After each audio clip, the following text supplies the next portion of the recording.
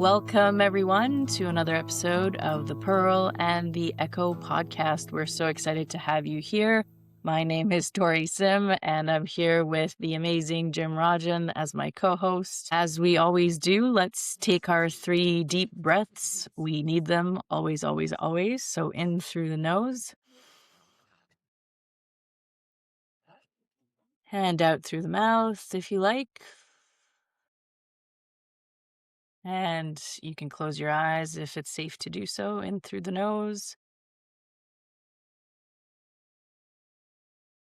And out through the mouth, letting it all go. And one last time, just like that, when you're ready.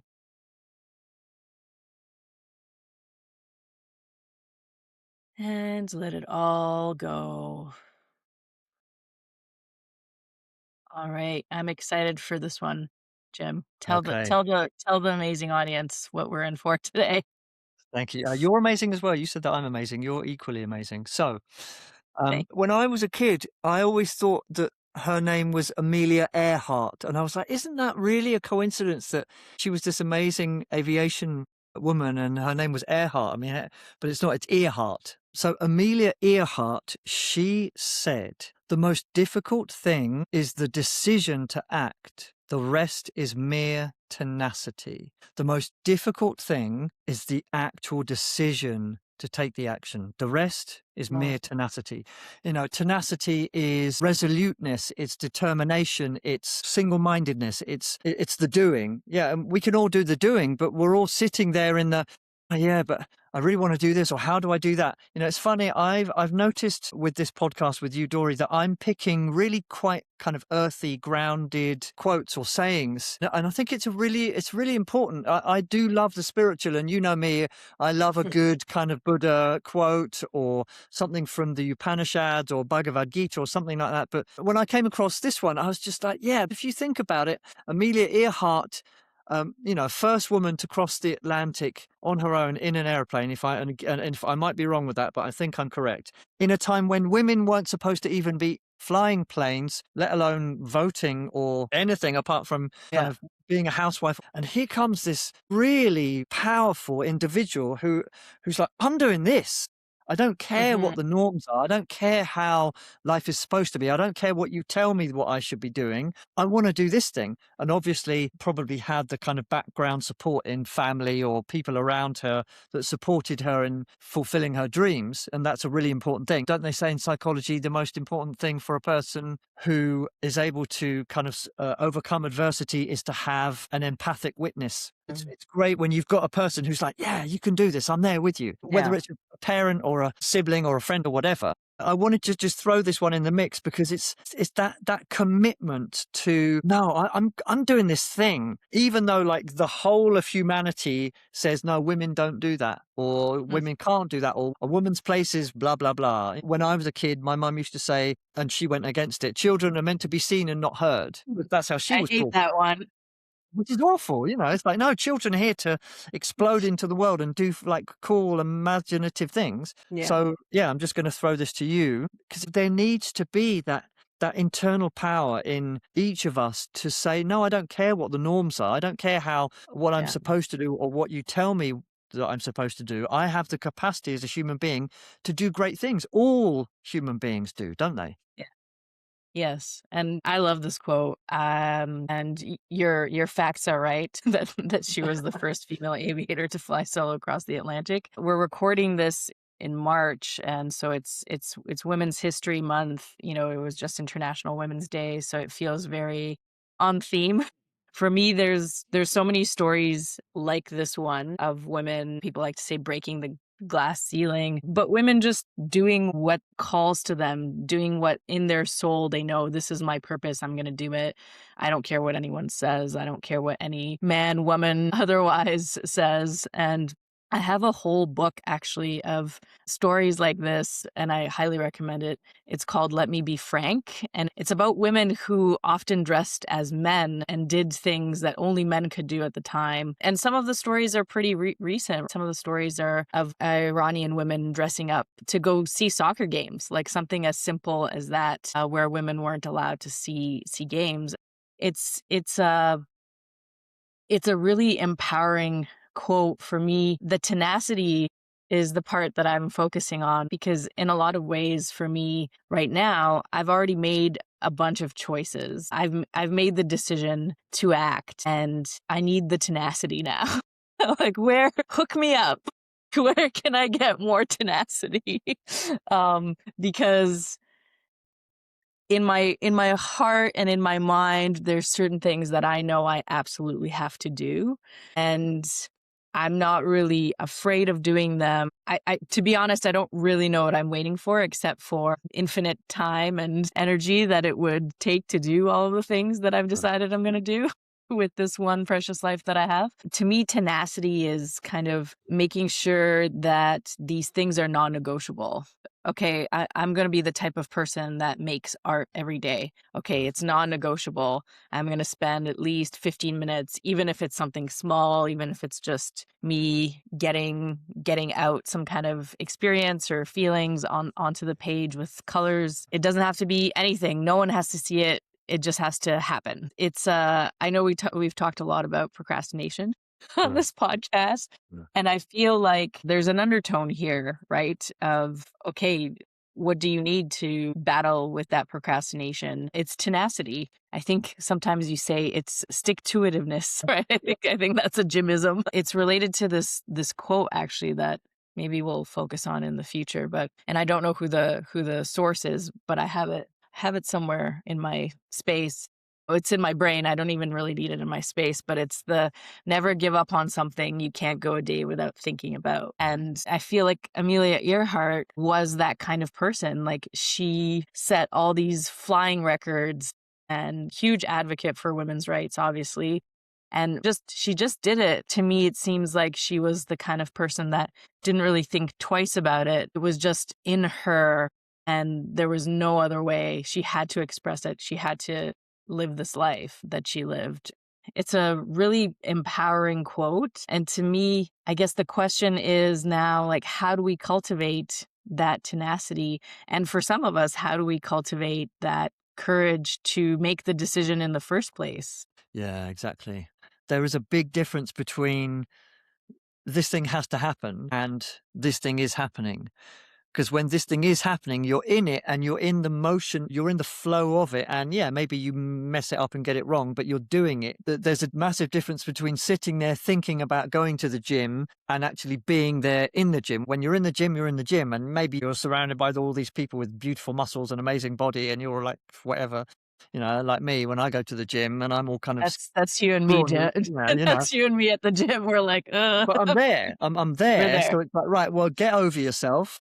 You're in it, do it. So then you're doing it and you don't have a choice. But when there's well, this thing has to happen, there's space between you and the thing happening, isn't there? There is, yeah, but I'm tired today. Or, oh, I've had a really bad sleep last night. I mean, it happened to me last night. I did have a bad sleep last night, and I wake up every day early and write for an hour. And I sat down at the computer in the dark, and I was just like, I can't do this. But then I was like, but I'm here. I'll do something. I might as well. All right, I'll read over what I wrote the other day, or I'm just going to sit here and let something fall Mhm. onto the screen, onto the keyboard from my fingers. And it's that internal decision, and we've talked about this, that there's a massive difference between the internal decision that you make with your mind and the one that you make with your heart. And Mhm. the one that you make with your mind, you can then go back on it really easily because there's no power behind it. You're not committed to it in any way, so you can give up on it. It's like, well, yeah, I'm going to make art every day. Yeah, but no, but I've got too much on today and I'm exhausted and I got home from work and I've got a headache, and all of the excuses come out. Or you just go, no, no, no, no, this is what I do and done. And that this is what I do and done comes from kind of here, it's an embodied feeling more than a kind of mental decision that can come and go. Because, the mind just comes up with all sorts of stuff all day long. Apparently you have thousands of thoughts every day. Therefore, they don't mean anything. Therefore, what comes from your mind doesn't really mean anything half the time. So you don't take it seriously, or maybe personally is a nice way of putting it.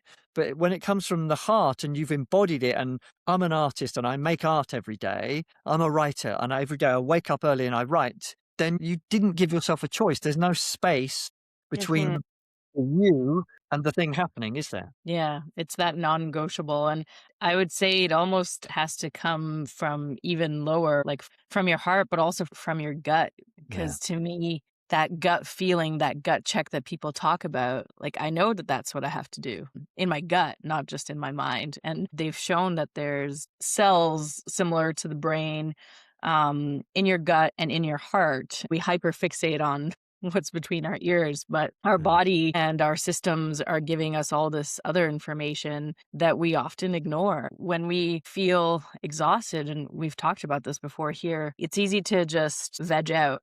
And again, maybe you need to veg out like once in a while, and that's fine. But if you're doing it every night, it's not doing what you think it's doing, right? Because you just feel even more depleted afterwards. Whereas Yeah. if, instead of watching that half-hour show, you sat at your piano or sat in front of a piece of paper or wrote a poem, as crappy as that you think that poem might be, like, who cares? No one needs to see it. Maybe you journal, maybe you play a different instrument, you even go for a walk. It's gonna be a completely different experience. Call a friend. Like, you don't have to even do this thing on your own. Like, have a craft night, have a dance party. It's gonna change the rest of your evening. I feel like the mind makes up this place where there's a lot of uncertainty and there's a lot of fear, and we're stuck in these patterns where, well, I'm tired, so X, I'm going to do this because this is the easiest thing because it's a passive activity, right? Watching TV is a passive activity. Listening to a podcast can be a pretty passive activity if you're just listening to it and you're not washing the dishes at the same time or whatever. Yeah. And so what I'm trying to do is listen to my body and notice, how do I feel if I come home after a long day of work and I sit in front of the TV and then I go to bed and that's all I did, right? Like, I eat my food in front of the TV and then I go to bed. Very different from coming home. Okay, maybe I watch something while I have dinner, or maybe I don't watch anything. Maybe I, like, actually sit down with my partner and have a conversation about our days. And then Yeah. maybe I go play an instrument for half an hour, and then I go to bed. You're gonna go to bed very differently than Yeah.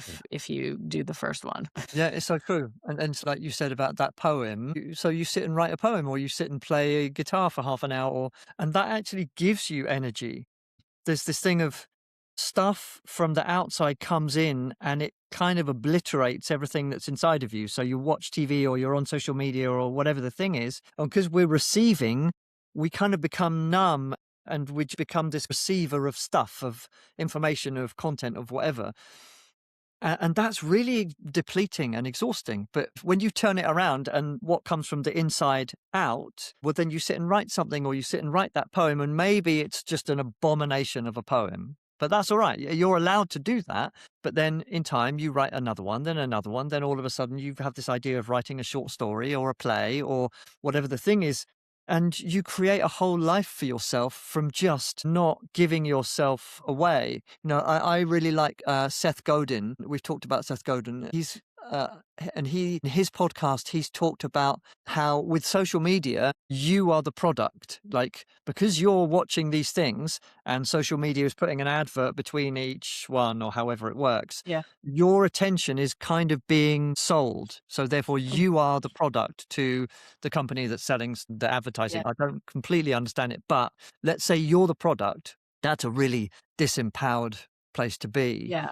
So Yeah. why not empower yourself? And yeah, okay, so getting in an airplane and flying across the Atlantic on your own. All right, yeah, that's big and scary. But think of all the things that she did that were smaller before that, Mhm. like Yeah. putting her hand up in class or standing up for some kid who was being bullied, or the smaller things that then Yeah. incrementally led to her going, I'm doing this thing and I don't care, and if we die we die, it doesn't matter. But at least I was the one who tried it first.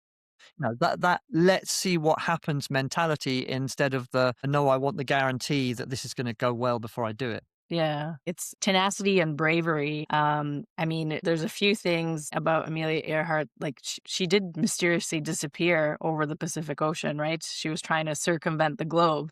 And so Mm, eventually that's exactly how she probably passed away. It's mm, still kind of a mystery where she ended up. But you're completely right. All of these other ways that we probably will never know about, that she put herself out there and stood up for what she believed in. There's a fun fact here about her, that she was also a fashion designer, and she worked on oh, practical clothing for female pilots, which is, of course, because back then you probably would have been told, like, oh, you need to wear a skirt or whatever to fly, which is completely ridiculous if no, you think about it, right? mm, It's all of the things that come with the territory for this particular person. And so she's a fantastic example of embodying that version of yourself that is your highest purpose or your highest good, right? And so mm, for you, Jim, that might be I'm a published author, speaker, what are, full-time yeah, healer, etc. For me, it oh, might be I'm a full-time artist,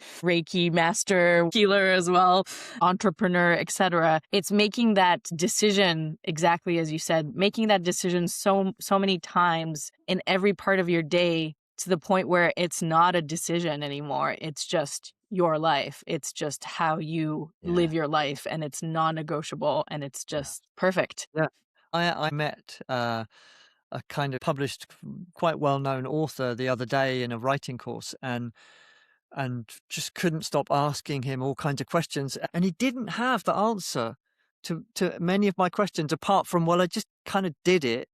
I just made myself sit and write this book, Yeah. and there wasn't some divine intervention, and I must write this book for the good of humanity. He was just like, I just really want to just write this thing, and he did, and sent it to lots of publishers who all said no, and then eventually sent it to a friend who knew an artist publisher, and they published his book, and then he made another one, and I researched him, and since then he's been kind of slated really badly for this piece of work he did, and people didn't like that thing that he did. Yeah. But he was in this kind of room with a group of people who were like me, kind of wanting to be writers, and it's just like, I don't really know, but I just sat and wrote. And he even read out what he'd written, and at one Mhm. point kind of went, yeah, and I'm not even sure that I understand what I've written here. And I was just like, brilliant, because I write things and I don't even understand what I've written half the Yeah. time. Yeah, yeah. And we all worry about that. I have to be a thing. The first female pilot who goes across the Atlantic, or I have to be published, I have to be an artist that earns a living with their art. We put all of World this pressure on renowned. them. It's the accolades part, right? Like, it's Yeah. and maybe I phrased it that's shows you what I'm thinking about. Maybe I phrased it incorrectly, right? But, like, you don't need the accolades, really. They're nice, I'm sure, Yeah, but they come and go, don't they? but they come and go, and some of them are meaningless. I mean, Mm, if you think about how many incredible artists and musicians, actors, have never won an Oscar, have never won a Grammy, but are just creating mm, just incredible music, incredible experiences, incredible environments where they share their art. To me, like the busker that you see in the subway, in the metro, like, some of them are just as deserving. There's some of them are incredible yeah, musicians, and they're there every week, just yeah, sharing their love of that instrument with the world. So yeah, why not? yeah, exactly. I mean, I always remember um, m- having a friend here who, when he was in his early 20s, he's an artist, and he won a prestigious art prize. And that kind of destroyed him, and he never made any more art after that. And he was really, really No. good, and his stuff was amazing. And he just kind of went and got a very simple, normal, everyday job, and he lost his confidence, because where do you go once you go from there? We're all worried about. Right, it's almost like I you have won to this live up amazing prize. to your Yeah, it's like you've success. got to live up Yes. to that again and again. Like, you make a great album as a musician, and then you kind of got to do the same thing again. Otherwise, you fall into obscurity. Again, we're all thinking about the reward of Yeah, our work. And it's these little moments of tenacity of going, no, I'm going to do this thing, and no one's going to stop me, because yeah. let's remember that the people who are stopping you are the ones who gave up on their dream at some point or other, and they want you in their gang.